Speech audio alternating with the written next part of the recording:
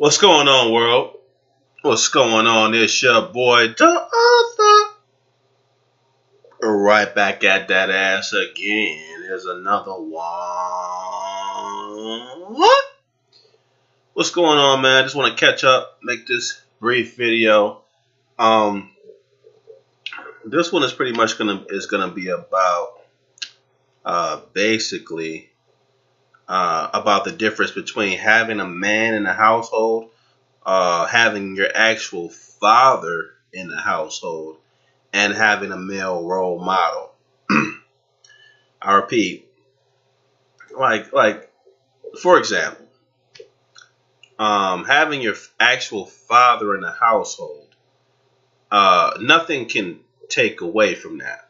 Now, does that guarantee that you're not going to still be unbroken because you're not? If you have your mother and father in the household, does that guarantee that you're not going to be a person that's broken? No, it doesn't guarantee that. There's a lot of dysfunctional people that come from two-parent households, but statistics show that a broken home, typically when you don't have the father, you have a higher rate of those children being placed in the dysfunctional category. Men and women, and men by themselves tend to be better parents than just females by themselves. So nothing beats having your actual father in the household, which Generation X is one of the first generations to not have their fathers in the home, biological fathers. Now, in addition to that, now not having a father in the household is bad. But sometimes people have, like, their mothers may remarry. Now, having a stepfather in the household, that's responsible. Now, don't get me wrong. Now, not all fathers are good fathers. So sometimes, if the father's a bad person, it may be better that you come from a single parent household. Okay, and that's what happened too. A lot of fathers turned to, in the 70s, in the black community, a lot of fathers turned to drugs and things of that nature. Some were incarcerated unjustly as well. But, some just didn't take responsibility. Now, if your mother were to remarry and you had a stepdad in the household, for some males, that's even better because a stepdad is more responsible than his actual father. So that can be a plus too. So you can still be intact with a strong stepfather as your mentor. Some people didn't have their actual father, but they had their grandfathers in the household.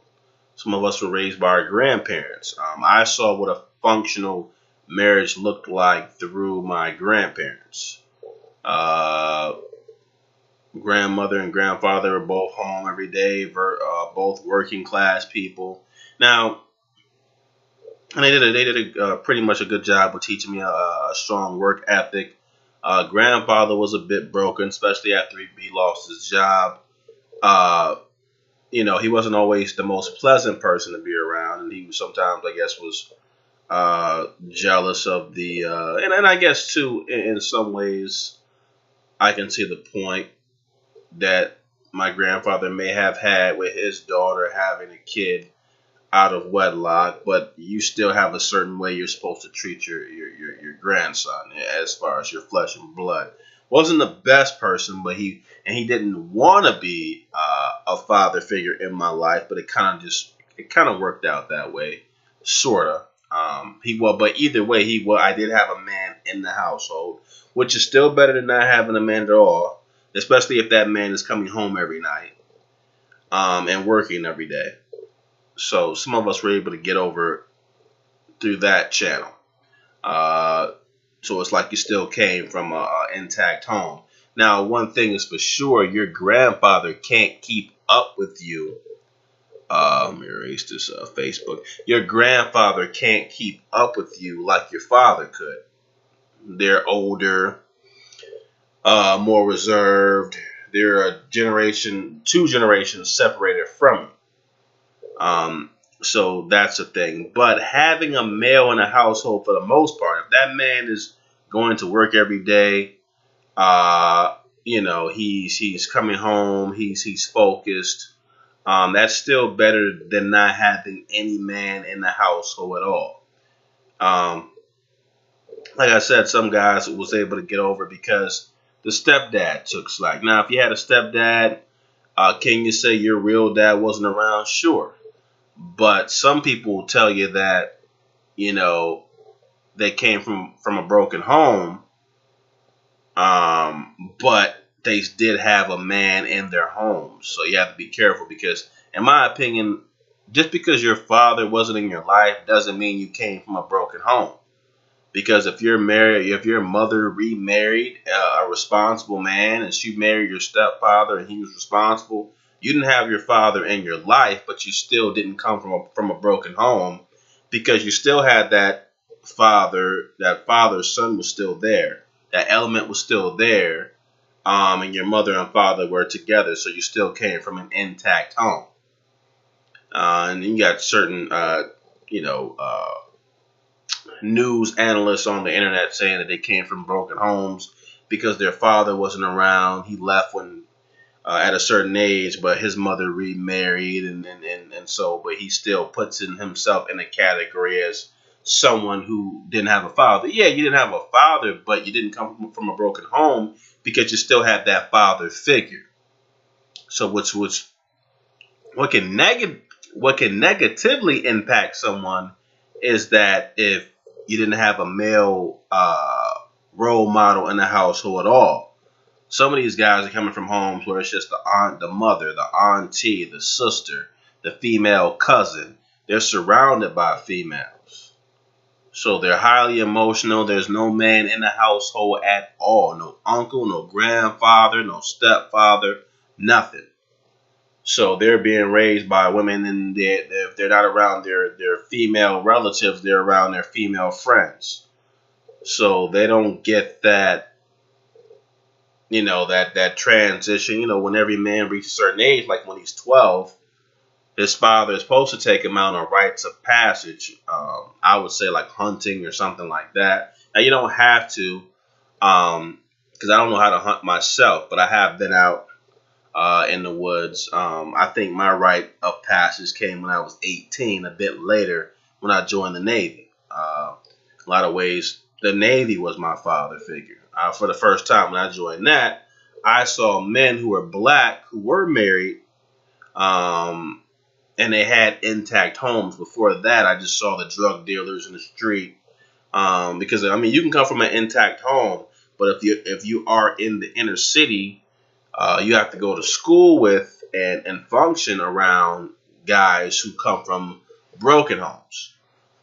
So I just saw the drug dealers, and they didn't they weren't married and things of that nature. But yeah, so in a lot of ways, I faced my rites of passage at 18 when I went off to the Navy. Every male needs a rite of passage. For some young males, MGTOW is going to be their rite of passage. Just like at 12, the Jewish kids have the certain, rite of passage where they pass over from a boy to being a man, adulthood. And a lot of black men don't have that, and it's not encouraged by single black women. As long as they can just use the kid and take advantage of the kid, then they're okay with that. Okay. But a lot of them are. All right.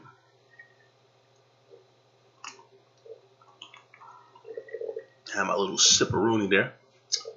But and like I was saying before, like just trying to differentiate between, just like in the movie Menace to Society, when Kane had his grandparents raising him, and Kane said he had a scene with Sharif. Now, Menace to Society is a movie made in like 1993, during that golden era where you had black movies, and they weren't like the black exploitation movies. It was like black movies being made that were, they didn't all depict negative stereotypes like the black exploitation films. Now, one thing that was good about the black exploitation films is that you did have the black power structure in the movies taking over powerful white figures when you didn't really see that as much in the 90s. But in the 90s, you had black films that were made where you'd have black people in them, but it was kind of like regular movies, like Dead Presidents. I mean, that's a spinoff of Tom Cruise's The 4th of July, where it's like a regular movie, but you have a majority of blacks that are in the cast. But there's no like typecasting, no stereotypes, nothing like that, nothing crazy, just regular black movies where you can respect that the same way you would respect the 4th of July. But Menace to Society kind of had some of that same black exploitation stuff in it, but not so much. But it depicted the inner city. And your boy Kane, who was one of the main characters, him and Sharif had a situation. They had a conversation. And Kane, once his father died in a drug deal and his mother died of an overdose, his grandparents took him in, his mother's parents. And Sharif had his father. And Kane, when they were at the picnic, Kane said, well, Sharif, why are you always tripping on us? You have your father, man. You know, most of us don't. And Sharif said, well, you have your grandparents. And they probably tell you the same thing that my father tells me, but you don't listen anyway. So what's the difference? Now, Sharif did have a point. Some kids, no matter what, you can have a father, whatever, they still ain't going to listen, right? And he was right. Sharif was right, the brother, because he was a street dude who had turned Muslim. He was saying, hey, man, my father tells me the same thing your grandparents tell you. He had a point there. But when Kane actually sat down and talked with Sharif's dad was able to reach Kane a lot better than his grandfather. His grandfather just referred to the Bible because he's 2 generations separated from Kane. So his grandfather just said Bible, Bible, Bible. Sharif's dad sat down and talked with Kane, and he actually connected with. He was one of the only people. He was the only one in the movie that Kane actually listened to, because Kane was harassed by the police. He had his homie's girlfriend telling him what he had to do. His grandfather, none of them people could reach him. And besides the hustles and with him robbing and selling crack, his homies didn't talk to him. But when he walked away from Sharif's dad was he played Rock, this character in this sitcom called Rock. It was a famous sitcom in the 90s. And I think it's Charles S. Dutton. And he played as Sharif's dad. When Sharif's dad talked to Kane, Kane walked away still thinking about what Sharif's dad had said to him. That was the first black man who actually reached him on a logical level, where he was like thinking like, yo, maybe I need to check, you know what I'm saying? Because he wasn't 2 generations separated, so that your dad, a black man is only 1 generation away from you talking to you, is a lot different than a black male that's 2 generations away from you or something like that. So that just showed, that was a powerful scene in the movie. That just now, and Kane also talked to his friend who was in prison, who also told him he need to go. He said, you can go with my girl and everything like that. And before the guy went to prison, he was a hood himself, and he taught Kane how to sell drugs and stuff like that. But when, like I said, the guy who I think really, and that touched Kane, but the guy who really, who Kane really listened to was Charles S. Dutton. That was the brother who didn't have a record. He was a teacher, and he really connected with Kane. He made Kane. Kane even mentioned that after the meeting, like, hey man, he was one of the only guys who, he said, my grandfather just talked to me and blah blah blah, and my real father didn't say anything at all. And I had people telling me how to survive in the streets, but Sharif's dad was telling me how to survive for real. And I think that nothing can really supplicate for that. That, the black man from the next generation talking to the younger black man. Nothing is hard. Nothing can separate. That's the most important element right there. Whether it be your father or the stepfather, because there's some good stepfathers out there. But it ultimately it is better to have a man in the household, at least, and if he's a positive role model, it's better to have him in the household than not to have any male in the household.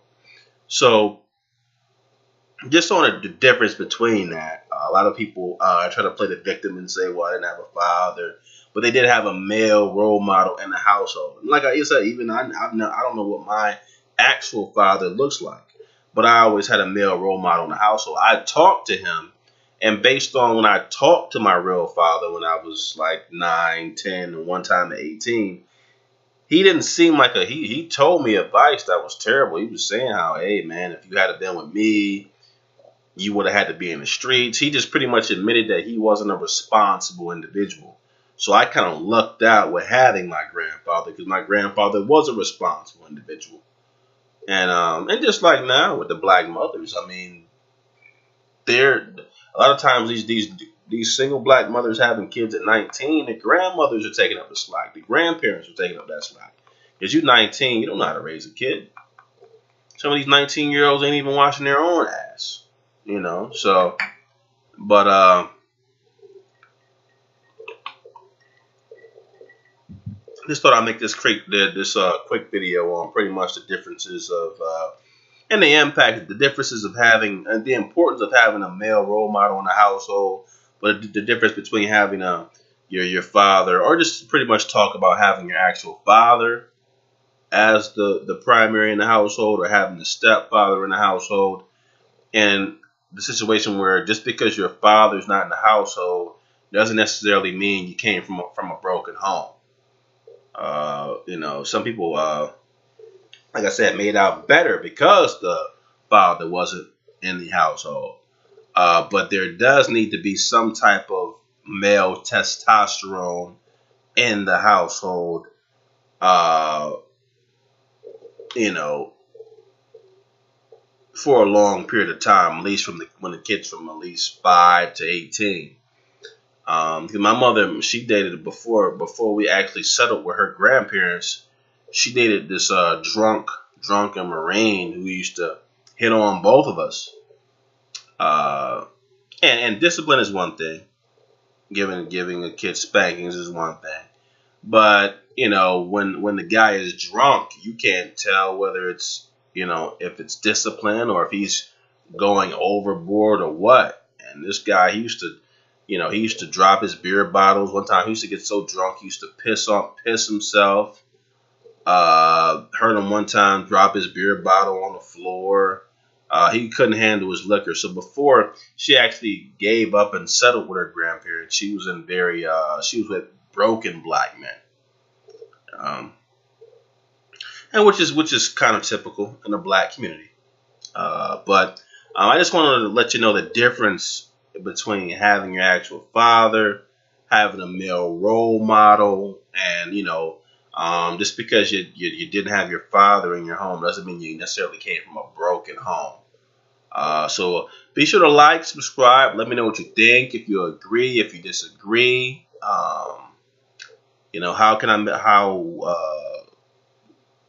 Give me tips. If you think I could make the videos more powerful, more impactful, let me know. Be sure to like, subscribe, hit that bell, and you guys take care, okay? All right.